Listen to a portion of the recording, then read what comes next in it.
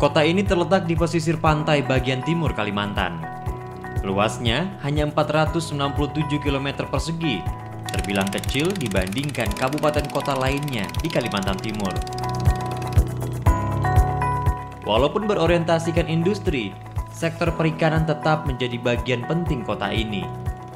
Dan nelayan masih menjadi pilihan profesi yang sangat menjanjikan bagi sebagian warganya.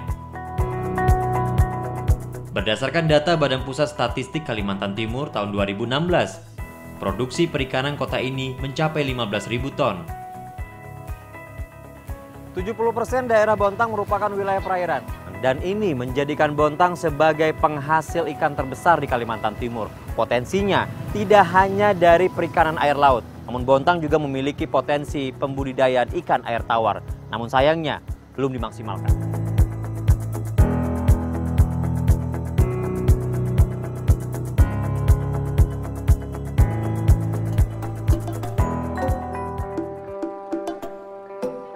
Saat sebagian besar warga Bontang fokus pada perikanan laut, Didit Zubaidi memilih hal sebaliknya, membudidayakan ikan air tawar. Warga Kecamatan Bontang Utara ini menganggap budidaya ikan air tawar jenis lele sebagai peluang besar untuk dikembangkan. Pak Didit, Ya, saya Made Pak. ya. Ini lagi ngasih makan ikan lele Pak ya? Ya, betul. Ada berapa banyak lele Bapak pelihara di sini Pak? Di sini ada beberapa jenis yang dipelihara seperti ikan masamo, ikan python, dan ikan sangkuriang. Oh ini jenis-jenis lele yang Ya, Bapak ini ya? beberapa jenis ada di sini semua. Iya, Ada. Pak Didit, saya ingin mengetahui berapa lama sudah Bapak memulai untuk membudidayakan ikan air tawar ini Pak? Saya mulai dari tahun 2011 sampai sekarang, ya alhamdulillah saya pilih jenis ikan lele ini karena ikan lele ini sangat produktif. Jadi sangat produktif ini Pak? Iya, sangat produktif. Ini sekali. ada berapa banyak kolam yang Bapak buat di sini Pak? Kolam di sini mungkin sekitar ada 24 atau 25 bak di sini itu. Bak ya, Iya. hitungannya bak ya. Dalam Iya. satu bak itu ukurannya beragam ya? Iya, beragam. Paling besar berapa ukurannya? Ada 2x4, ada 3x4 itu. Macam-macam itu. Ada 2x2. Semua itu bergabung dari mulai pembibitan sampai budidayanya itu. Iya, perjalanan Pak Didit untuk membudidayakan ikan lele di sini gimana? Sejak awal? Dari awal kami hanya membesarkan, tapi ternyata dengan satu sistem itu tidak begitu efektif. Makanya kami punya 3 pola, yaitu pembibitan, pembesaran, sama pengolahan. Oh jadi awalnya hanya membesarkan, Bapak mendatangkan bibit dari luar, Bapak masukkan ke kolam untuk dibesarkan begitu ya? Betul, betul. Tapi sekarang sudah ada semuanya di sini Pak? Udah ada semuanya. Ya alhamdulillah setelah semuanya berjalan, kelompok kami bergulir dengan baik. Jadi anggota kelompoknya namanya apa Pak? Kelompok Barisan Gotong Royong. Ada berapa jumlah sekarang anggota kelompok Bapak ini? Sekarang yang aktif hanya 8 orang gitu, yang masih efektif dan masih bergerak di bidang ikan ini. Bapak melihat bagaimana Pak prospek pengembangan apa? Baik itu pembesaran, baik itu pembenihan untuk lele ini sendiri di Bontang. Nah, untuk pengembangannya ini sangat bagus sekali karena durasi waktunya dari mulai pembibitan sama panen itu hanya 3 bulan. Gitu. Sedangkan kalau ikan lain seperti ikan nila itu kan 7 bulan baru bisa dipanen. Begitu juga ikan mas, begitu juga apalagi kalau ikan gurame itu sangat lama sekali. Oh lebih lama Lebih ya? lama lagi. Jadi secara hitungan bisnis atau ekonominya begitu kalau untuk Iya. lele lebih cepat untuk Lebih cepat panen ya? perputarannya, Iya. perputaran ekonominya lebih cepat. Sebenarnya untuk memelihara lele ini membutuhkan kemampuan atau keahlian khusus nggak Pak? Mas apa atau masyarakat umum juga sudah bisa sebenarnya melakukan ini? Yang penting mereka tuh satu ada kemauan, nah kedua dibekali dengan tekniknya, nah dan ketiga untuk pemasarannya. Kalau tidak dibekalin seperti itu, saya yakin usaha itu tidak akan jalan kalau di bidang perikanan ini. Mungkin di bidang lain juga akan seperti itu. Ya, ini- Apa kayaknya. Pembudidayaan lele yang dilakukan Didit dan anggota kelompok Bargon, Barisan Gotong Royong, hasilnya cukup menggiurkan. Dalam sebulan ia mampu menjual 400 hingga 800 kg ikan lele. Keuntungan ini juga sangat dirasakan anggota kelompoknya. Saya belum terlalu lama, sekitar 3 tahunan saya di sini. tapi saya sudah merasakan manfaat yang ada, terutama dari kebutuhan finansial di keluarga sudah mencukupi. Karena untuk kalau mengharapkan di pekerjaan, ya itu kayaknya belum terlalu cukup bagi kami. Jadi setelah saya dibimbing oleh kelompok usaha di sini, selaku yang bertanggung jawab Pak Didit, ya saya merasakan manfaat yang sangat luar biasa. Sebelum di sini, ya untuk bekerja dulu ya paling dapat 3 juta. Sekarang setelah di sini ada tambahan pendapatan sekitar 2 juta. Keputusan Didit membudidayakan ikan air tawar bukanlah pilihan pertama. Awalnya, Didit sempat mencoba budidaya ikan laut, namun sayangnya tidak bertahan lama. Sulitnya mendapatkan bibit ikan laut dan lamanya masa panen membuat Didit akhirnya beralih pada pembudidayaan ikan air tawar. Pilihan Didit ini sekaligus ingin membuktikan Bontang tidak hanya memiliki potensi ikan laut, jenis ikan air tawar pun berpeluang besar untuk dikembangkan di kota ini.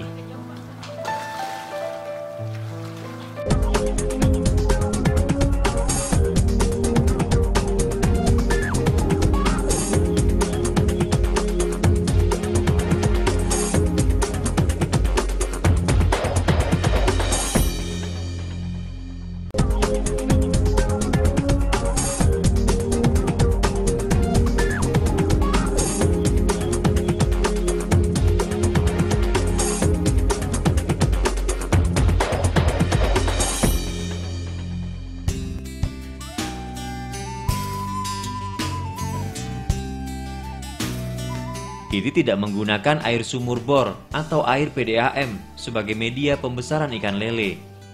Didit lebih memilih menggunakan air sungai. Sungai kecil yang mengalir tepat di samping kolam ikannya dimanfaatkan dengan sangat maksimal. Namun demikian, Didit tidak bisa langsung menggunakannya, mengingat cemaran air sungai di sini sangatlah tinggi. Kondisi ini yang mendorong Didit harus memutar otak, melakukan inovasi. Oh, yang malang yang masukkan yang mana? Karena tidak nyobain.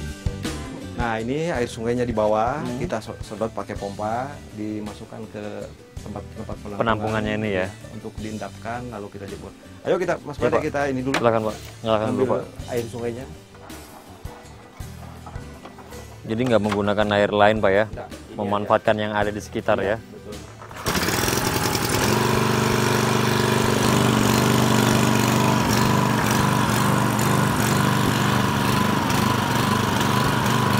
Didit Zubaidi melakukan proses penjernihan air sungai dengan sangat sederhana. Oh, ini Pak ya. Ya, angkat itu. Itu. Ini langsung otomatis mengalir ke tempat lainnya nggak, Pak? Atau Nggak, tampung ini diendapkan dulu. Berapa kapasitas tampungannya nih, Pak? Ini sekitar 8 kubik ini.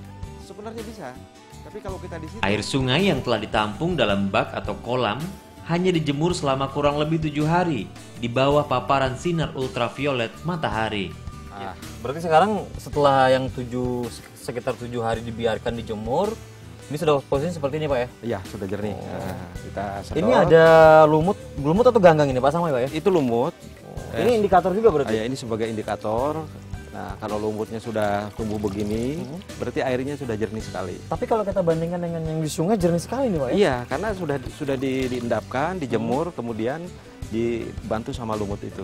Oh, Proses alam ini ternyata mampu mengurangi mikroba, mengendapkan sekaligus menguapkan zat pencemar dalam air.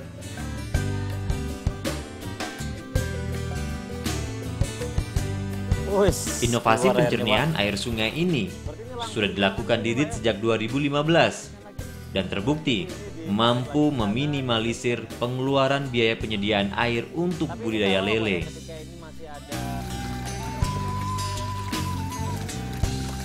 Untuk menjaga kualitas, air hasil penjernihan masih melewati proses penyaringan dengan spon dan tahap akhir disaring dengan arang.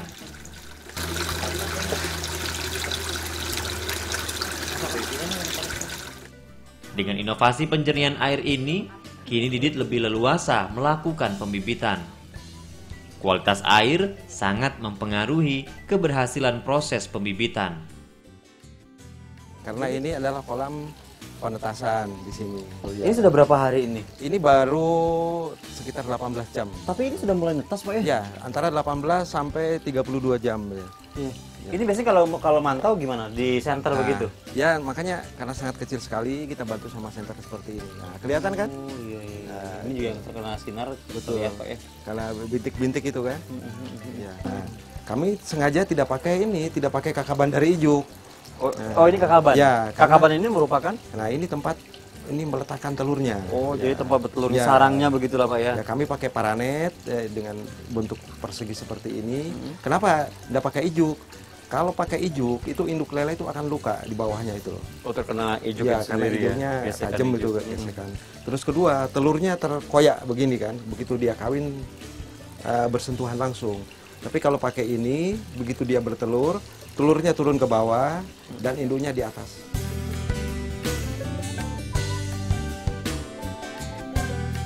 Didit memiliki beberapa kolam pembibitan.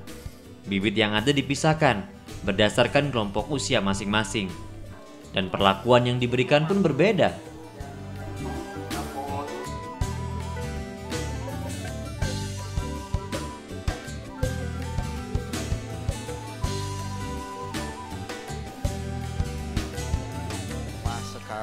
Hasil penjualan bibit ikan lele tidak kalah dibandingkan penjualan lele siap panen.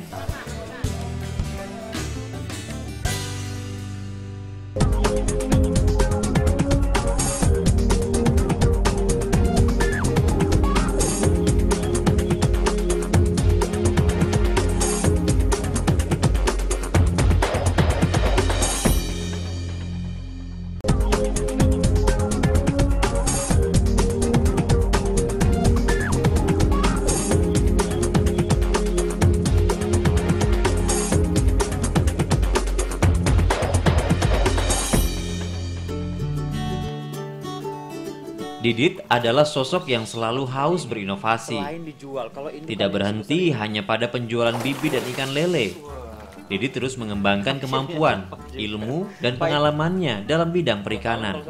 Pak Didit kalau sebesar ini sudah umur berapa ini Pak ikannya ini? Ini Mas Made kalau segini sekitar 14 bulan.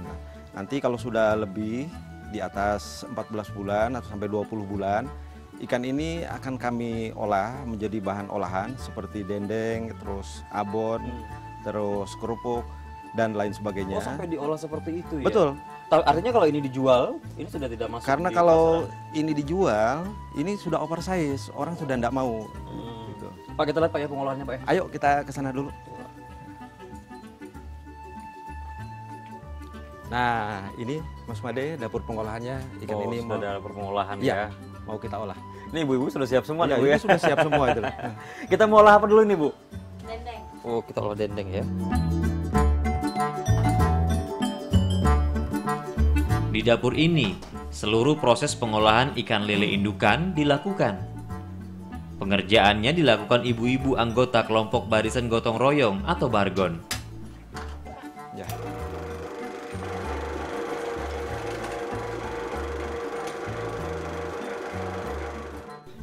Beragam produk makanan dari lele diolah, mulai dari dendeng, lele asap, kerupuk, hingga abon. Kalau kita berbicara mengenai harga begitu, ini kan di pasaran kalau di pasar dijual begitu, untuk yang jenis kerupuk berapa biayanya, berapa harganya nih Pak? Untuk jenis pengolahan kami itu, jadi kami rata-ratakan aja supaya memudahkan untuk untuk pembukuannya sehingga tidak terpecah-pecah. Jadi rata-rata produk kami itu adalah seharga Rp20.000.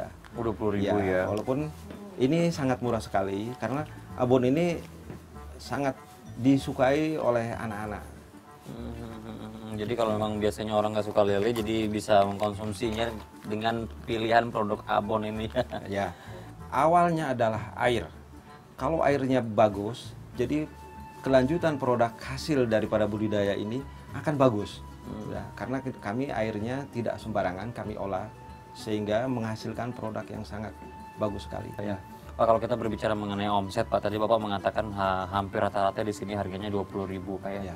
Dalam 1 bulan begitu, apakah kelompok yang Bapak ketuai di sini begitu memproduksi secara rutin atau memang per ada kegiatan saja begitu, Pak? Jadi produk ini secara rutin kita buat sehingga kami dalam 1 bulan itu bisa mengolah antara 400 sampai 800 kilo tergantung fluktuasi per bulan itu. Tergantung fluktuasi permintaan dari pasar itu sendiri. Itu yang diolah maupun yang dijual. Betul, betul. Tapi kalau kemudian kita melihat bahwa perkembangan pembudidayaan ikan air tawar seperti lele ya. Kita tahu bahwa sebelumnya lele ini kan begitu banyak masyarakat yang kemudian membudidayakan, apalagi dengan terpal. Hampir setiap masyarakat juga ikut budidaya. Tapi sekarang kita lihat sudah mulai berkurang perlahan, seperti ada seperti terseleksi begitu. Siapa yang kuat dia yang akan bertahan. Apa sebenarnya yang menyebabkan kondisi seperti ini?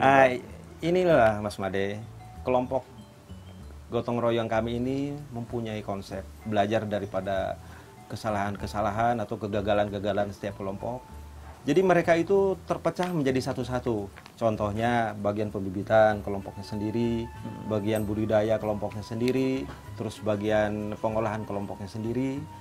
Maka ketika bagian pembibitan itu kolaps atau bibitnya mati kena penyakit, mereka langsung gulung tikar, tidak bisa apa-apa.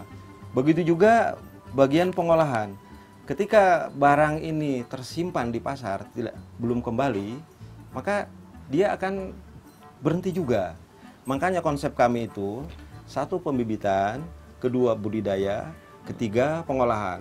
Jadi ketika kelompok kami itu di bagian budidaya itu ikannya kena hama, dia bisa pinjam dulu ke bagian pembibitan. Begitu juga bagian pengolahan ini. Ketika barangnya yang di luar belum kembali, nah dia untuk bahan bakunya bisa pinjam dulu ke bagian budidaya. Sehingga usaha ini rodanya tetap berputar. Tetap berjalan. Itulah bedanya kami dengan kelompok lain. Belajar daripada kegagalan-kegagalan yang ada pada setiap kelompok. Kenapa begitu dikasih bantuan langsung 2-3 bulan langsung berhenti. Atau paling lama 1 tahun langsung tutup. Karena tidak saling menyupport gitu.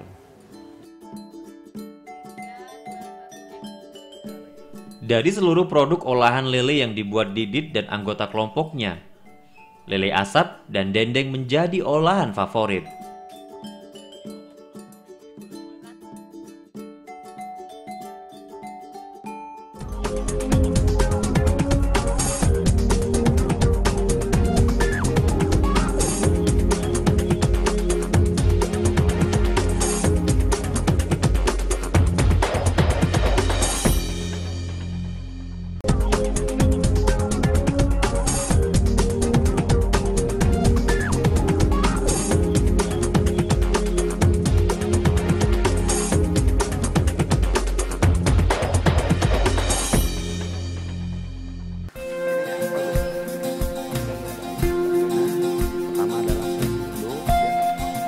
Usaha yang dilakukan Didit memberikan dampak besar terhadap perputaran perekonomian. Tidak hanya bagi Didit dan keluarganya, tetapi juga bagi anggota kelompok Bargon, barisan gotong royong. Yaitu air yang berasal dari air sungai, kemudian kita endapkan, setelah diendapkan Kini, kita jemur, Didit kerap menerima kunjungan warga dan mahasiswa yang ingin belajar membudidayakan ikan lele.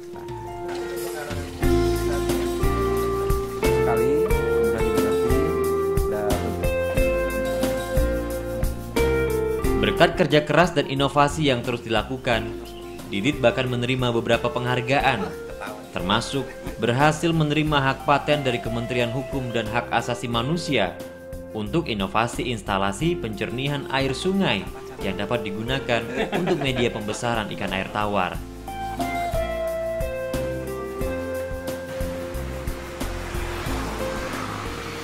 Produk diversifikasi hasil buatan Didit bersama kelompok barisan gotong royong saat ini sudah mulai tersebar di Kota Bontang. Beberapa produknya bahkan sudah dapat ditemui di pusat penjualan oleh-oleh Bontang.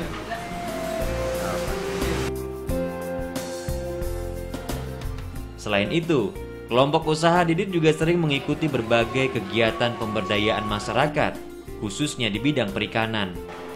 seperti pameran pembangunan atau expo. Tak terkecuali anggota barisan gotong royong yang telah mandiri.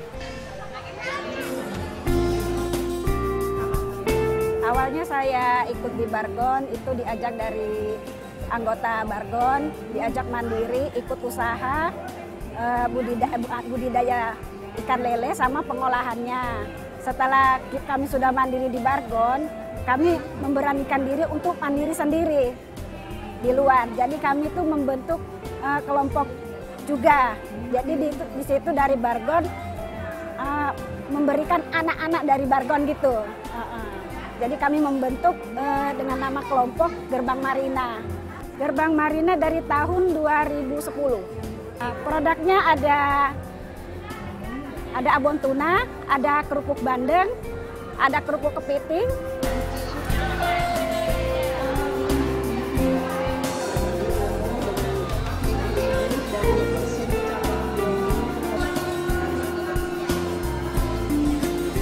Enak deh ya? Enak ya? Enak gurih. Makasih Bu ya. Ya, apa yang dilakukan oleh Pak Didit dan juga anggota kelompoknya ini memberikan gambaran nyata bahwa potensi pengembangan budidaya ikan air tawar termasuk jenis lele begitu memberikan dampak yang sangat besar termasuk pada perekonomian masyarakat. Saya Imadi Kertayasa, demikian Indonesia Membangun dari Kalimantan. Sampai jumpa.